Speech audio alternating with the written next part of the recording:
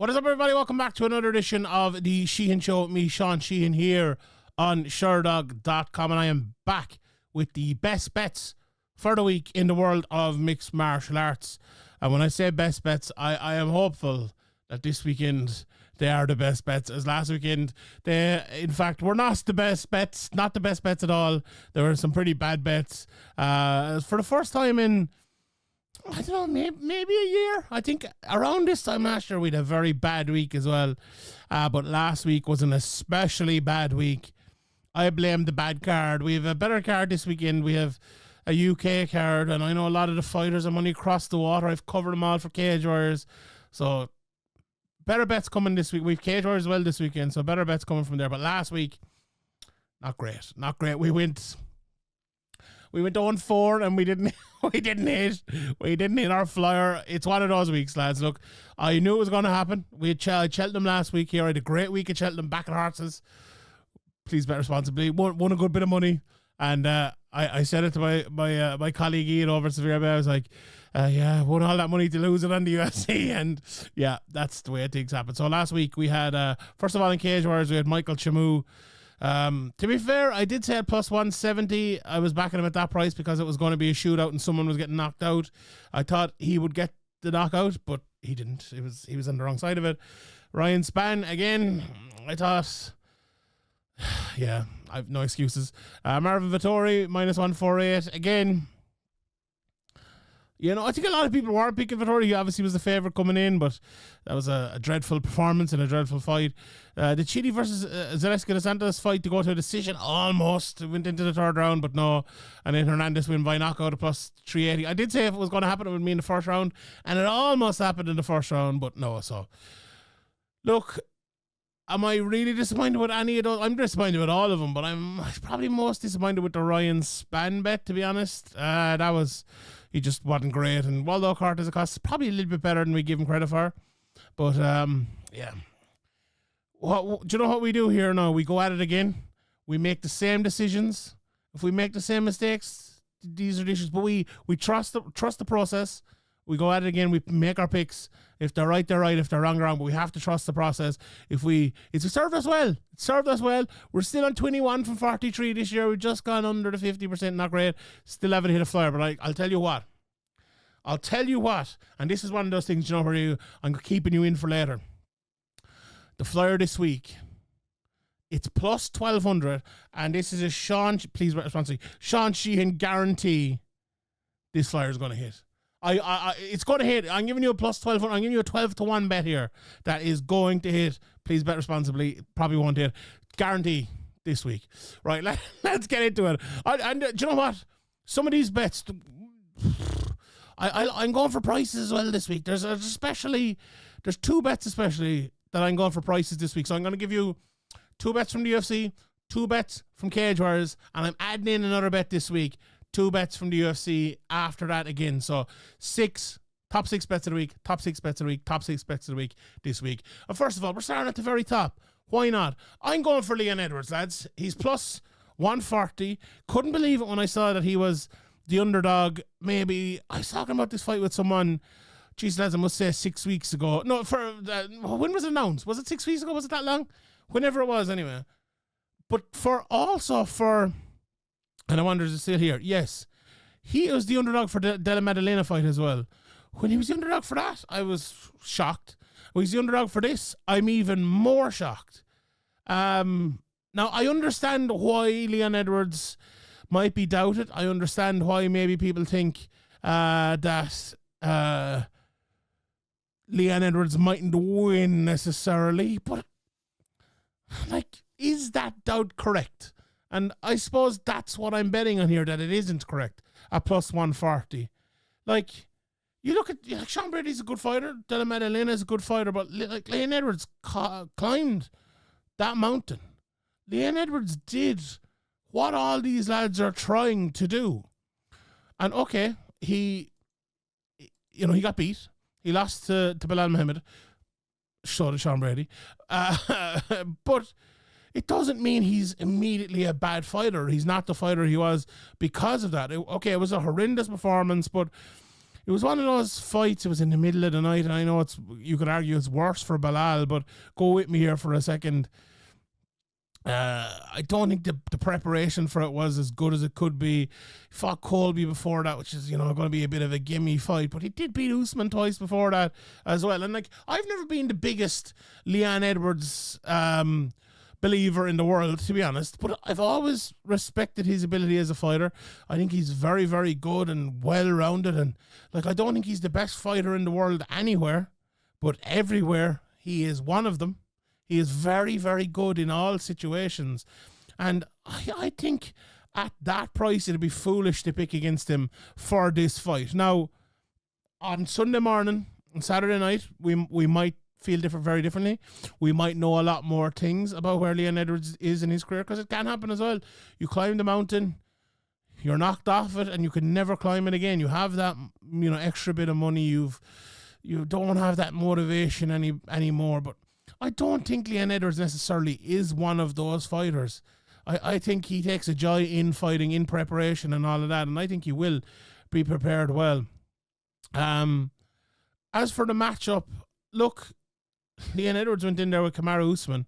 He struggled at times, but the more they fought, the better he did against him. He went in there with Colby Covington and, beat him pretty easily. And Sean Brady, by all accounts, is going to try to wrestle him. That's what the talk has been. I was talking to someone about it just before this, and they're telling me about an article they read where Sean Brady is like, I'm going to take him down type of thing. So Leon Edwards, as we saw, especially the second Usman fight, he's got very good at getting guys to the cage, giving them a position that he can work better from, and defending and getting away from there. I think Sean Brady is probably a little bit of an underrated guy on the feet as well. But the thing about Brady, he's not the biggest power guy in the world. He looks powerful and he's big and massive. In 18 fights, he's only 3 knockouts. He hasn't had one in a good long while. 2019 in CFFC was his last knockout. All of his knockouts were in CFFC. Never has had one in the UFC. He has he's a few submissions, 5 submissions thrown in there as well. But we'd be expecting more out of a guy with his physical capabilities and, that hasn't really fought the top guys yet. He fought Belal and lost him, but Belal hadn't become the championship level fighter yet. And maybe he had, but he wasn't there yet. He fought Gilbert Burns in 2024. With all due respect to Gilbert, I don't think he is the fighter he once was. And, outside of that, it's Gastelum, Chiesa, Matthews, good fighters, but we're not talking about top 5 upper echelon fighters here. So I think it's a bit presumptuous to say he can or will beat them. And maybe not to say he can, but to say he will beat them, I think a little bit presumptuous. And to put him in his favourite here, considering what Leon Edwards has done over the last while, again, a bit presumptuous, a bit early. If he beats him, and they put him in there, let's say, against whoever it might be, maybe it's Jack Della Maddalena or whoever it might be, then we can start speaking a little bit differently. But I think the odds are backwards here. I think it's too early to write off Leon Edwards. I understand that, I said earlier on, a lot of people get to the top, they lose, and it's hard for them to come back. I would say the majority of people, it is hard for them to come back, and they don't come back because they're meeting that hungry up-and-coming guy. The hungry dog runs faster. But again, for Leon, I don't think... I think rhythm is a big thing for Leon Edwards. He's not a guy, say an Alex Pereira. If Alex Pereira loses his ability to spark lads, he is in big trouble. Whereas Leon Edwards can spark lads like we saw with Usman, but he can also win decisions. He can eke things out. He can win fights like that.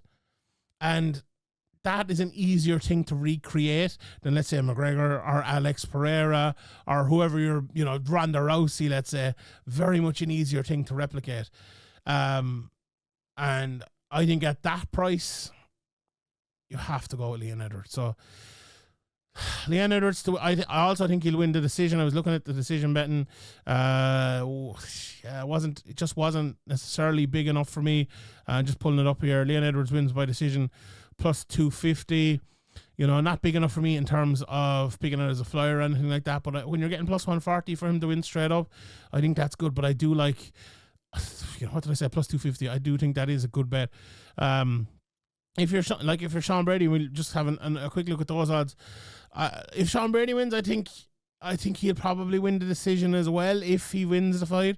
And him to win a decision is plus 175, which makes a bit of sense. The knockout for Brady plus 275, and for Edwards, the knockout for Brady is plus 900. Yeah, well, he hasn't many in his career. Plus 700, and the submission for Brady is only plus 475. For Edwards, higher, plus 2,500.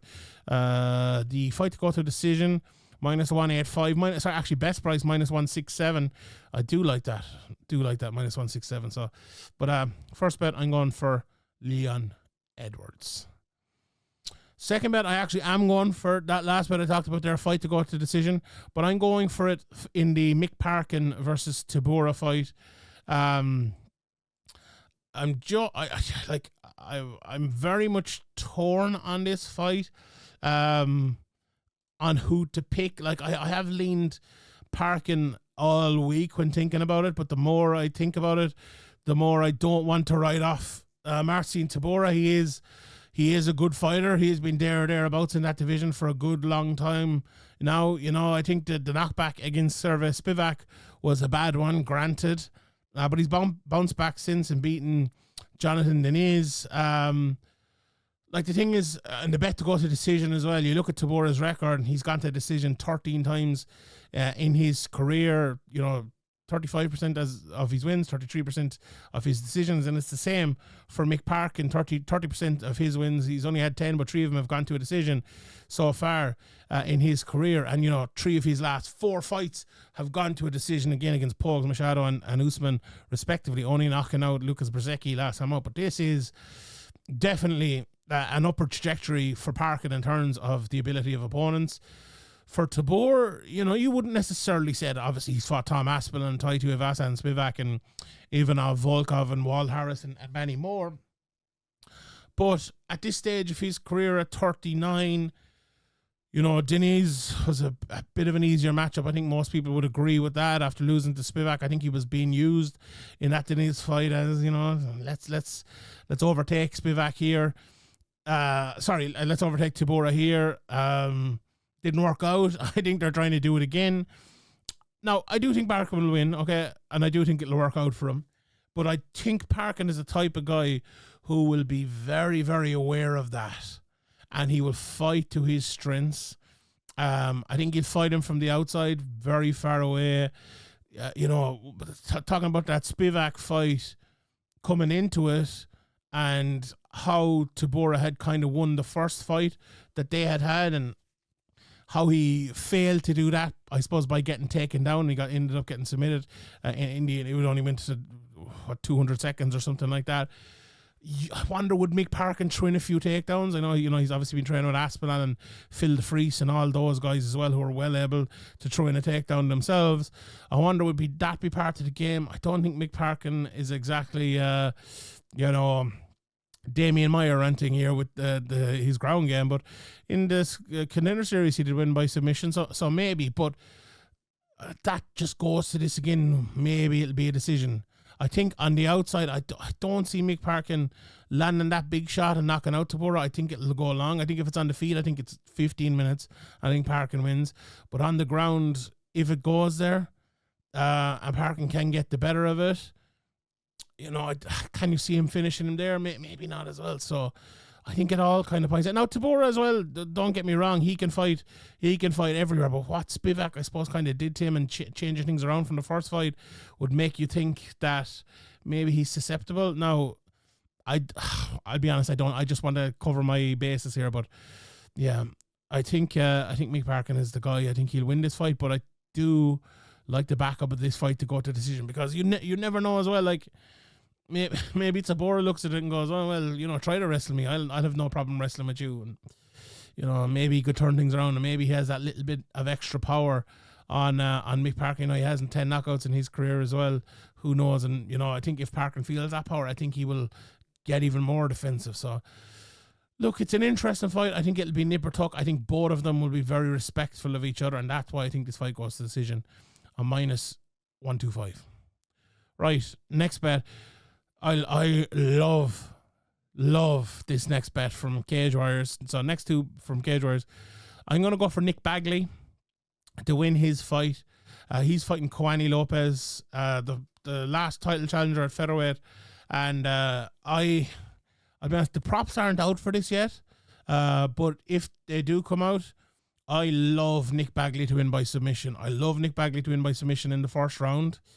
He's been coming out, going across the cage, taking lads down and submitting them in his last, I think, 3 fights in a row. He's a mad uptake in ability of opponent for the next one, Kwani Lopez. He almost got Harry Hardwick out of there in the title fight last time out. This guy can fight.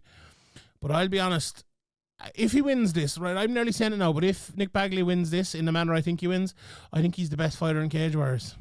I think if Harry Hardwick isn't signed, if Harry Hardwick wins at the weekend, first of all, if he isn't signed, I think that fight has to be made.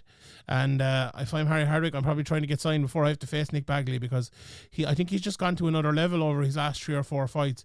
Now, Kwani Lopez, again, this guy is a beast, but I think Bagley is... I think he's just one of those guys. I think he's going to be the next guy to go to the UFC. You know, we see Jordan Vucinic this weekend. He ended up losing. He's opened a fight to Kuta Taladze, but look how good Kuta Taladze is, and Vucinic could have won that fight on short notice, only like 6 days notice or something. He's like that. He's like your Paul Hughes. He's, you know, Nik Bagley has just improved and improved and improved. Actually, I'm looking here, the best price, -142. Love that fight for him. I think, as I said, Lopez is most dangerous early, but Bagley is as well. And I think Bagley takes away everything from Lopez if he takes him down early. The hand speed of Bagley as well, so good. Powerful guy. He'll end up getting more knockouts in his career. This one, I think it's going to be a submission, but I love that price. Just a straight up price. This is not by submission, just straight up price, -145. Absolutely love that. The other bet I'm giving you, a bit of a better price, is +145. Actually, sorry, again, price has moved up here a little bit, +170. And it's Yannick Bahati in his rematch with Charles Joyner. Now, this is an interesting one. I went back and I watched the fight. So this fight, if I can just pull it up here a second, it was a... and just pulling up here, but it was a technical split draw, if I'm not mistaken. So there was an eye poke, wasn't it? I watched it back, but like 3 days ago, my memory's so bad. But I remember the fight before that, and it was very, very interesting. So yeah, it was just a technical decision. There was a split draw, and Joyner obviously coming over. He's 4-1 now, to fight Yannick Bahati. And Bahati's been around for a long time. You know, he's fought in Bellator in the UK. He's fought in LFL and Cage Warriors and BAMA and, you know, EFC and many different places. Based in Birmingham now, but originally from the Democratic Republic of Congo. And Joyner coming over from Australia for this fight. But I thought Bahati was getting the better of it, to be honest. And in that first fight, he had a great first round. Tired a little bit maybe as the fight went on. But when I looked at that price there, it was +145 earlier. Why is it +170 now? Let me just check that for you again. Yeah, it is. I think that's a really great price for a fight that I think if it had gone to a decision, it would probably would have been a split decision or something. Would have been very, very close. But I think he could have won that. I think he probably would have won. I think he was the better fighter in the first. I think Joyner looked, to me, very limited as a fighter. And, you know, Bahati, if we take his whole career, he's not exactly Tom Aspinall or John Jones, but he's a good, competent fighter. And I don't know if Joyner is going to be... Now, again, 4-1 in his career. That fight, when was that fight? Let me just look here again. That fight was in November of last year. At that stage of your career, you know, in 5 months, how much of an improvement can you make? But having watched the first, it's very hard for me to go in there and look at +170 for Bahati, who it was not just an even fight. I thought he was the better fighter in it, and not bet on that. So I had to. This is my extra bet of the week. This is the extra one of the week. So Yannick Bahati +170 to win over in Cage Warriors. Before we move on to the rest of the bets, just let me talk you through some of the other Cage Warriors prices. Very hard to bet in the Hardwicks, to be honest. I think they have it right in terms of Harry being the... I think they have it wrong, actually, in terms of Harry being the bigger favourite. I think this Javier Garcia fighter is very good. You know, he fought in big championship fights over in LFA, isn't it? Or am I gone? Yeah, LFA. And he's no joke at all. I really don't think he's joking. He's plus 700. Now, who am I picking to win? I'm picking Harry Hardwick. I think that pace will win it for him in the end. I wouldn't bet on Garcia at plus 200, let's put it that way. I probably wouldn't bet him at plus 300. But at plus 700, I think he's plus 650 here in another place. Maybe as a flyer. I think Samuel Silva at plus 350 taking on George Hardwick. You know, probably wouldn't bet on him at that price. If you were to give me him at plus 700, maybe. But I do think both Hardwicks will win here. Maybe you're better off doing the Hardwick double. But Harry minus 1,000, minus 500 for George. So you're not getting much prices there. The Will Curry Oronov fight. Interesting. Curry's the big favourite at minus 170, plus 140 for Oronov. I saw Oronov fighting a while back, and he was a brawler, and then more recently he's been taking lads down and beating them on the ground. Had an opportunity in Contender Series, both of them did. You know, Will Curry should win this fight, and that's why I didn't pick Aronov as one of my bets at that price. But would I be backing him at minus 170 as well? I don't know. Do I trust Will Curry, to be honest? So I'd maybe avoid that one. I like Joanny Scott to win his fight, but he's a big price, minus 700. Close fight between Ali Swarwa and Rory Evans. You know, probably Swarwa there at minus 160 might be a good bet. A lot of people talking about this Tarek Pell. He's just over even money, minus 103. I like him in that fight. And after that, then Riri Hudson, you know, she's coming off of a loss against an opponent she should have beat last time out. I've seen a bit of this Mimi Grub. Riri Hudson should win that fight, to be honest. So maybe that minus 250 is good to throw into an accumulator or something like that. But yeah, that's the kind of top and bottom of that card there, and those are the bets I would suggest for it. So let's jump back to the UFC for our last two bets. We'll have the Flier next, but the last bet for this week in the straight up bets, I'm going for Carlos Ulberg to win a decision at plus 163. Do you know what I'm doing here, I suppose, is I'm looking for the value in getting an Ulberg bet. And I think that's it, to be honest. Blachowicz has been out for a while. He hasn't fought much in the last few years, in fact, and it's been a bitty time for him. I believe he is, just pulling up here, but I think he's 39 years of age now, in a division where I suppose it's, I suppose that's starting to get younger, although Ulberg is 34. Sorry, Blachowicz is 42. Who was I thinking of 39? Oh, Tybura, I think maybe, but you know, at 42 years of age, you've only fought 3 times in the last 4 years. You've only won one of those fights. You know, there was a draw in there, okay, with Ankalaev again. Maybe it's the time for the passing of the torch. And, you know, Ulberg again has been to a decision 3 times and he's 11 wins in his career. His last fight against Volkan Ozdemir was one of those. But it does feel a little bit like a passing of the torch moment. Now, Jan Blachowicz hasn't signed up for that by any means. But like at 42, coming off of a loss, you know, a year and a half ago against Alex Pereira, coming up on 2 years ago, is it really, you know, going to be your time now? I don't know, and I've gone back and forth on this.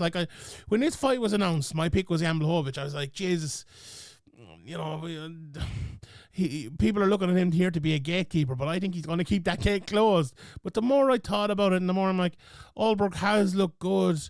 I think the big thing for Ulberg in this fight is to play it safe, use your power, and use, you know, the age advantage.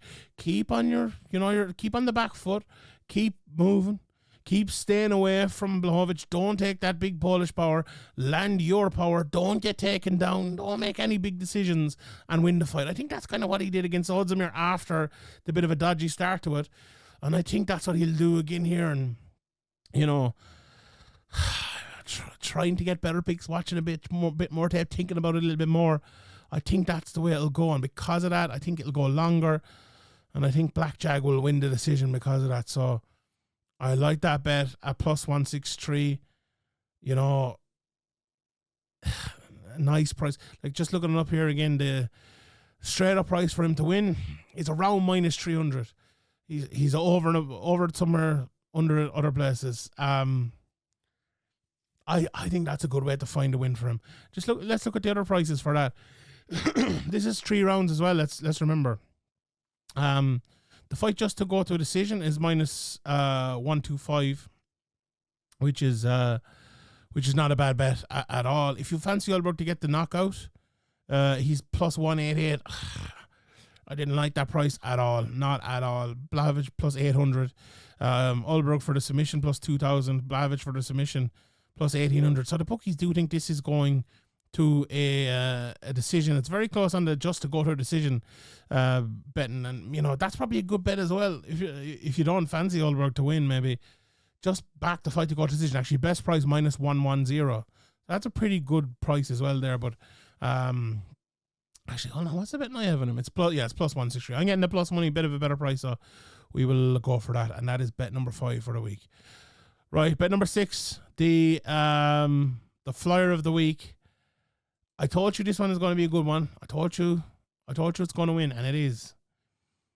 And you might think I'm crazy when I'm about to say here, but I'll explain why in a minute. So my flyer of the week is plus 1,200 Shauna Bannon to win by submission. Okay, you see the green, white, and gold there. Where is it behind me? You think, oh, Sean, you're biased. She's a similar name to you. She's Irish. What are you talking about? She's a kickboxer. But I'll tell you one thing you probably don't know. Do you know this? Shauna Bannon is a world champion purple belt jiu-jitsu fighter. World champion in the purple belt.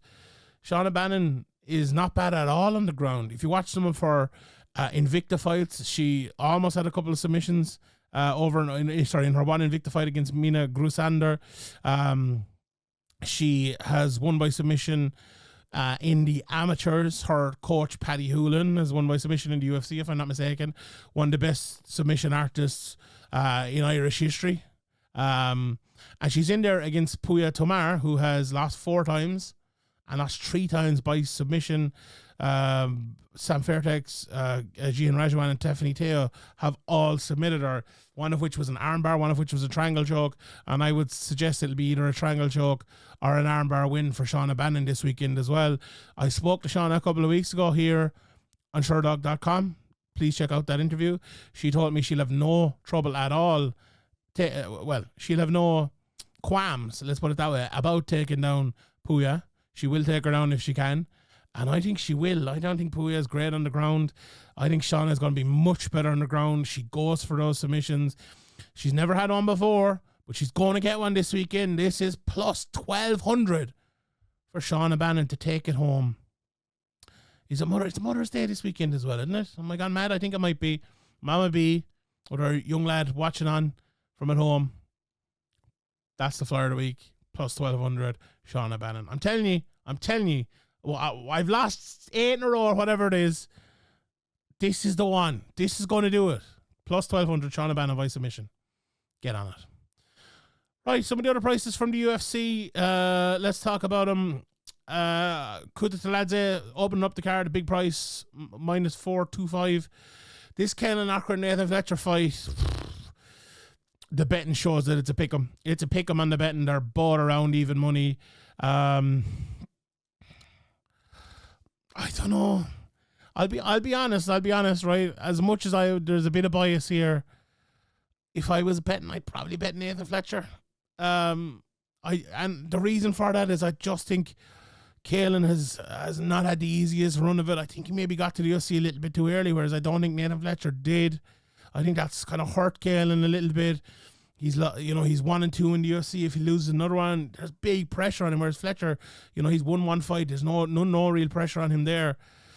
It's a pick'em fight. I'm not betting on this. I just avoid it.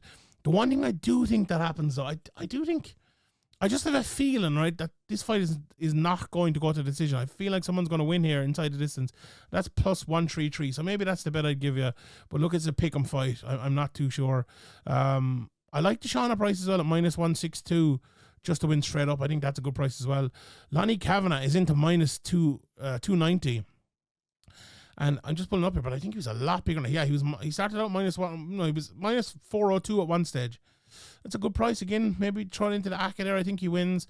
Christian Leroy Duncan is a massive price as well. His opponent, I don't know not too much about him now. Pulayev plus 480, but Christian Leroy Duncan hasn't had the best time of it so far. We spoke about Parkin Tybura. Parkin best price minus 120. He was the underdog not too long ago. I'm looking at here. He started out at plus 122, and now he's into minus 120, minus 132 in one place here as well. I do like him. Even at that price it's come in, I do like him. Jai Herbert against Padilla. Again, I like that fight inside the distance. That's around even money again, minus 110 there. Both hit hard. I would favour Joy just to get through it. Underrated guy. The fight of the weekend for me is Charrier against Wood. I love this fight. I'm going with the underdog, Nathaniel Wood plus 132. It was one of my bets of the weeks, but I like the other ones a little bit more. The only issue I would have is Nathaniel Wood moved up in weight, and I think it's hurt him. I know he can't get down in weight. There's some sort of medical issue, and he's won like 3 or 4 fights at that weight, so it's not hurting him too much. But I just think he'll find an issue at some stage. Will it be against Charrier? Maybe. I think Charrier is a big guy for the weight class. I think he's a very good athlete. Will it be a bit of an issue? Would not have the speed advantage in that one? That might be the issue here. But I do think Wood is a better technical fighter and a better all-round fighter than Morgan Charrier. So we'll see how it goes. I'm still pulling for Wood there. This Vucinic Duncan fight, the betting is way off in this one. Way off. No, having said that, I do think Vucinic will win. I really like Vucinic. I think he'll go on a good run. But there's no way Chris Duncan should be plus 330 in this. No way. That's way too much. Like, this should be... I'm looking at the fight above it here, the McCann-Tyrrell fight. Minus 185, minus 154. Sorry, minus 185 plus 154. That's the sort of betting I think that Vucinic should be. Yeah, I wouldn't bet on Vucinic at that price. I do think he'll win, but I would not bet on him at all at that price. Money McCann is this opponent, Alexei Tianara, short notice opponent. The betting has gone up and down and up and down. So Tianara opened at plus 150. She's now minus 185. Money McCann all the way out to plus 160. Sorry, actually, let me just check that again for you. Sorry, no. Tiara didn't open that far out. It was minus 122, yeah. So she's gone out to minus 185 now. Interesting. I don't know too much about her. Watched a little bit. I think it's hard to gauge sometimes with Molly because, Molly again can. It's not necessarily that she blows hot and cold, but against some opponents she can look great, and against others, not so much. I wonder would the experience see Molly through her home country. I don't know. Again, another one I'd probably avoid. And in the top 3 fights we've spoken about, Ulberg and Blachowicz, and we've spoken about Edwards and Brady. The only one left to speak about is Gunny Nelson against Kevin Holland. And I'll tell you, this is a fight I'm 100% avoiding. I haven't a clue. Gunny Nelson has barely fought in the last few years. Kevin Holland is... I was on with Paul Brown there doing a podcast, and he told me since Gunny Nelson in Gunny Nelson's last 3 fights, Kevin Holland has fought something like 22 times in the same space, but he's lost 4 of his last 5. Is his head in the game anymore? Who knows? If it's not, look, you have to look at the only bet to look at when Gunny Nelson is fighting is Gunny Nelson by submission. And he's plus 240 to win by submission. That's the only thing I'll bet on in this fight, to be honest. Who's going to win straight up? Not too sure. A bit of value I'd look for. It's impossible. It's an impossible fight. Like, on the feet, I think at this stage, I would probably fancy Kevin Holland to get the better of it. Like, Gunny was very good in the feet at one stage, but I don't know, can it still be as good? On the ground, I do think Gunny, like Kevin Holland at one stage was good in the ground as well. But I think if Gunny can get him down, I think he'll submit him. But like, Gunny barely fights anymore. Like, how much in the game is he? I don't know. Maybe he's completely in it, but no one knows really. So, yeah, maybe the bet is Holland straight up, but I think the prop bet is Gunny. But avoid is my opinion on that one. So there you go. Those are the bets for the week. Hopefully we have a better week than last week. Jeez, it couldn't be worse, I'd say. But just to recap the bets, Leon Edwards plus 140.